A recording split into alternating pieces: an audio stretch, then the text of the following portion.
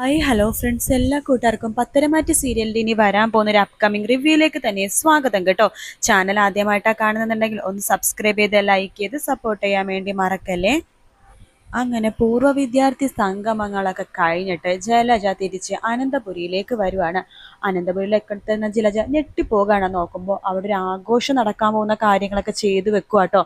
അപ്പോൾ ചോദിക്കുന്നുണ്ട് ജലജ, ഇവിടെ എന്താ, എന്തെങ്കിലും ആഘോഷം നടക്കാൻ പോവാണോ, എന്തെങ്കിലും പരിപാടിയാണോ, ആരുടെയെങ്കിലും പിറന്നാളാണോ, വിവാഹ വാർഷികമാണോ എന്നൊക്കെ ചോദിക്കുകയാണ്. ആ സമയത്ത് മുത്തശ്ശൻ പറയുന്നുണ്ട്, ഇവിടെ ആഘോഷിക്കാനുള്ള ഒരു വക ഉണ്ടായിട്ടുണ്ട്. വകയോ, എന്താ എന്താ അച്ഛ കാര്യം, എനിക്കൊന്നും മനസ്സിലാവുന്നില്ല. ഒരു സന്തോഷകാര്യം ഉണ്ടായി, അതന്നെ കാര്യം. ആ അച്ഛൻ തെളിച്ചു പറ, എനിക്കൊന്നും മനസ്സിലാവുന്നില്ലല്ലോ എന്ന് പറയുമ്പോഴേക്കും അമ്മേ, എന്താ അമ്മേ കാര്യം? അത് നിന്റെ അച്ഛൻ പറഞ്ഞ കാര്യം. അതെ, 10-22 വർഷം മുമ്പ് ഈ വീട്ടിൽ നിന്ന് ഒരുത്തനെ അടിച്ചോടിച്ചായിരുന്നു.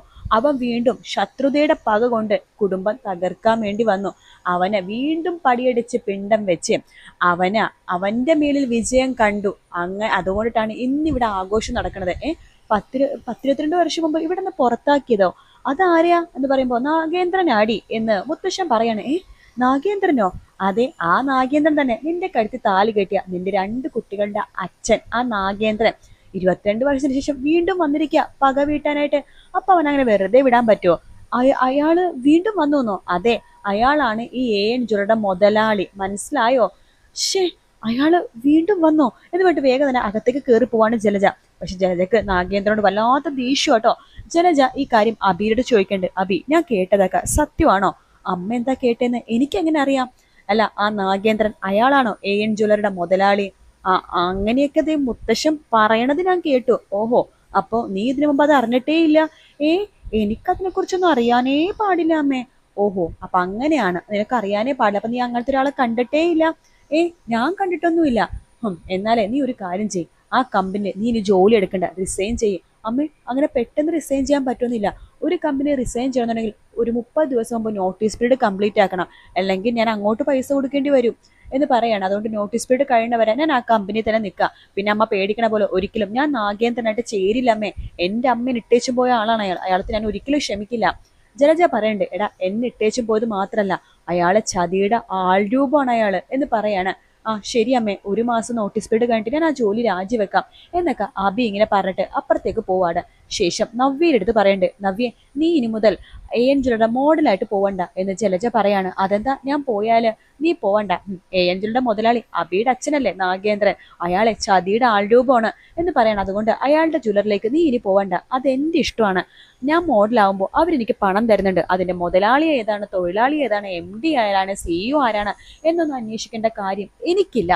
അതുകൊണ്ട് ഞാൻ പോകും, നിങ്ങൾ വേറെ പണി നോക്ക് എന്ന് പറഞ്ഞിട്ട് നവ്യ അപ്പുറത്തേക്ക് പോവാണ്. എന്നിട്ട് നവ്യ മനസ്സിൽ വിചാരിക്കണ്ട്, പിന്നെ ചതിയുടെ ആൾരൂപം അയാൾ മാത്രമല്ല ചതിക്കണത്, ഇവര് ഫുള്ളും ചതിയാണ്. എന്നിട്ട് ഉപദേശിക്കാൻ വന്ന ഒരാള് എന്ന് പറഞ്ഞിട്ട് നവ്യ അപ്പുറത്തേക്ക് പോവാണ്. ജലജയാണെങ്കിൽ ആകെ ദേഷ്യത്തിൽ നിൽക്കുവാട്ടോ. അപ്പൊ അയാളാണ് ആള്. വെറുതെ അല്ല എൻ്റെ മകനെയും അതുപോലെ തന്നെ മരുമകളെയും അവിടുത്തെ മോഡലാക്കുകയും അതുപോലെ തന്നെ അവിടെ MD കസേരയെ കൊണ്ടിരുത്തിയത്. എൻ്റെ മക്കളെ തട്ടിയെടുക്കാൻ വേണ്ട അയാൾ വന്നിരിക്കണത്. അയാളെ ഞാൻ കാണുന്നുണ്ട്, വെച്ചിട്ടുണ്ട് ഞാൻ അയാളെ എന്നൊക്കെ പറഞ്ഞിട്ട് ജലജ വീണ്ടും അബിയുടെ അടുത്തേക്ക് പോവാണ്. അബി, എന്താമേ? അല്ല, ഈ നാഗേന്ദ്രനാണല്ലോ AN ജ്വല്ലറിയുടെ മുതലാളി. അതെ, ഇപ്പൊ മുത്തശ്ശൻ പറഞ്ഞപ്പോൾ എനിക്കത് മനസ്സിലായത്. ഇയാളെ കാണാൻ എന്താ ചെയ്യാ? എന്താ, അമ്മക്ക് അച്ഛനെ കാണണോ? അച്ഛനോ? നിനക്ക് നാണൂലടാ അങ്ങനെ പറയാനായിട്ട്. അച്ഛനാണ് പോലും. അയാളെ ആരുടെ അച്ഛൻ, എവിടത്തെ അച്ഛൻ? ദേ, നിനക്ക് എത്ര വയസ്സുള്ളപ്പോൾ അയാൾ ഇവിടെ നിന്ന് ഇറങ്ങിപ്പോയി നിനക്ക് അറിയാലോ. നിനക്ക് വെറും 2.5 വയസ്സ് പ്രായമായിരുന്നു. അവന്തിക മോൾക്ക് വെറും 6 മാസം പ്രായം. ആ സമയത്ത് ഇവിടെ നിന്ന് ഇട്ടേച്ചു പോയത്. നിനക്ക് അയാളുടെ മുഖം പോലും കണ്ട് ഓർമ്മയില്ലല്ലോ. ഈ തറവാട്ടിൽ അയാളുടെ ഫോട്ടോ പോലും ഇല്ല. അങ്ങനെയുള്ള ആളെ നിനക്ക് എങ്ങനെ അച്ഛാന്ന് വിളിക്കാൻ തോന്നണടാ? അതമ്മ, ഞാൻ വെറുതെ വിളിച്ചു പോയതാ.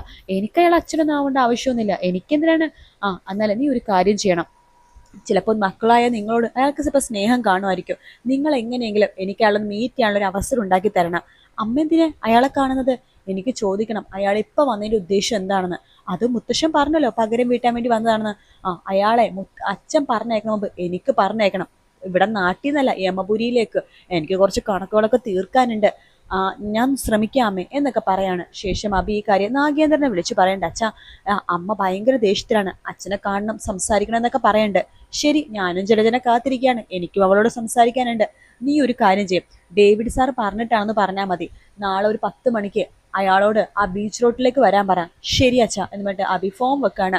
ശേഷം ജലജയെടുത്ത് പറയണ്ട്, ആ അമ്മ എന്നിപ്പോ ഡേവിഡ് സാർ വിളിച്ചിരുന്നു. അമ്മയുടെ ആവശ്യം ഞാൻ ഡേവിഡ് സാറിനോട് പറഞ്ഞിരുന്നു. അയ്യേ, എനിക്ക് ഡേവിഡ് സാറിനല്ല കാണേണ്ടത്, അയാളുടെ തലപ്പത്തുള്ള നാഗേന്ദ്രനെയാണ് കാണേണ്ടത്. ആ അമ്മ, ഞാൻ കാര്യം ഒന്ന് പറഞ്ഞോട്ടെ. അതെ, ആ നാഗേന്ദ്രൻ തന്നെ. അയാള് നാളെ 10 മണിക്ക് ബീച്ച് റോഡിലേക്ക് വരും, അപ്പൊ കാണാന്നാ പറയണത്. എന്നാ ശരി, ഞാൻ അങ്ങോട്ടേക്ക് പോയി കണ്ടോളാം എന്ന് ജലജയും വിചാരിക്കുകയാണ്.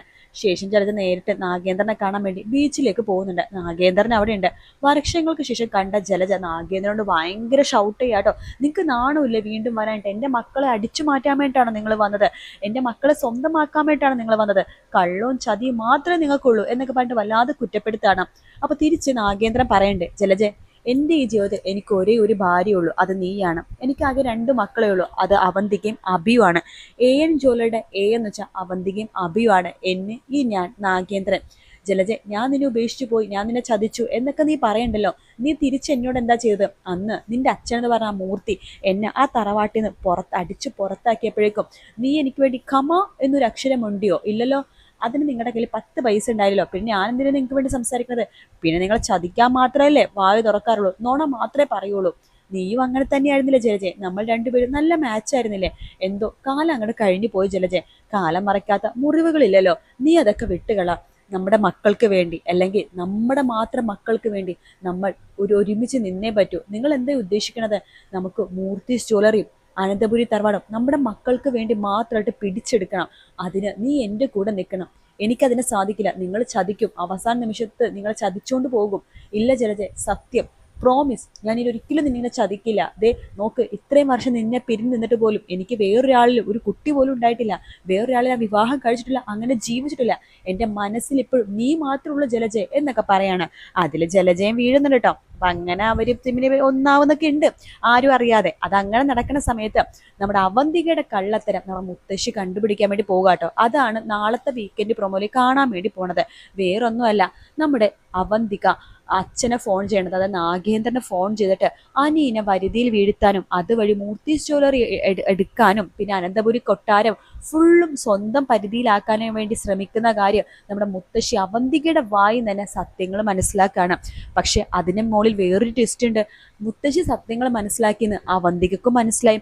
അതുകൊണ്ട് അവന്തിക എന്താ ചെയ്യാന്ന് വെച്ചാൽ മുത്തശ്ശി സത്യം എന്തായാലും മുത്തശ്ശിനോട് പറയും. അതിന് മുത്തശ്ശിന് എന്തെങ്കിലും പണി ഒപ്പിച്ചേ പറ്റൂ. അതുകൊണ്ട് ഈ ദുഷ്ട സ്വഭാവമുള്ള അവന്തിക അതിൻ്റെ ചേട്ടനായിട്ടുള്ള അബിയും ജലജയും അച്ഛൻ നാഗേന്ദ്രനൊക്കെ കൂടി ഇനി മുത്തശ്ശീനെ കിടന്ന കിടപ്പ് കിടത്തോന്നാണ് എനിക്ക് സംശയം കേട്ടോ. കാരണം മുത്തശ്ശി അവന്തികയുടെ കള്ളത്തരം കണ്ടുപിടിക്കുന്നുണ്ട്, അത് നമുക്ക് എന്തായാലും കാണാൻ പറ്റും. അപ്പൊ അങ്ങനെ കണ്ടുപിടിച്ചതിനെ പിന്നെ മുത്തശ്ശിനെ ഇല്ലാതാക്കാൻ മാത്രമേ അവന്തിക ശ്രമിക്കുകയുള്ളൂ. അപ്പൊ ആ ഒരു ഭാഗമാണ് നമ്മൾ ഇനി വരുന്ന എപ്പിസോഡിൽ കാണാൻ വേണ്ടി പോണത്. കാരണം അവന്തികയുടെ കള്ളത്തരം പെട്ടെന്ന് ആരും കണ്ടുപിടിക്കത്തില്ല. അങ്ങനെ കണ്ടുപിടിച്ചാൽ തന്നെ അത് സത്യം മൂർത്തിയുടെ കാതിലെത്താൻ സമയം എടുക്കും, മുത്തശ്ശിന്റെ കാതിലെത്താൻ. അപ്പൊ നമുക്ക് കാത്തിരുന്ന് കാണാൻ വേണ്ടി ഫ്രണ്ട്സ്, നാളത്തെ വീക്കെൻഡ് പ്രൊമോക്ക് വേണ്ടി നാളത്തെ വീക്കെൻഡ് പ്രൊമോ എന്തായാലും അപ്ലോഡ് ചെയ്യുന്നതായിരിക്കും. വീഡിയോ ഇഷ്ടപ്പെട്ടാൽ ലൈക്ക് ചെയ്യുക, സബ്സ്ക്രൈബ് ചെയ്യുക, കമന്റ് ചെയ്യുക. മറ്റൊരു വീഡിയോ ആയിട്ട് കാണാം friends. Take care, bye bye.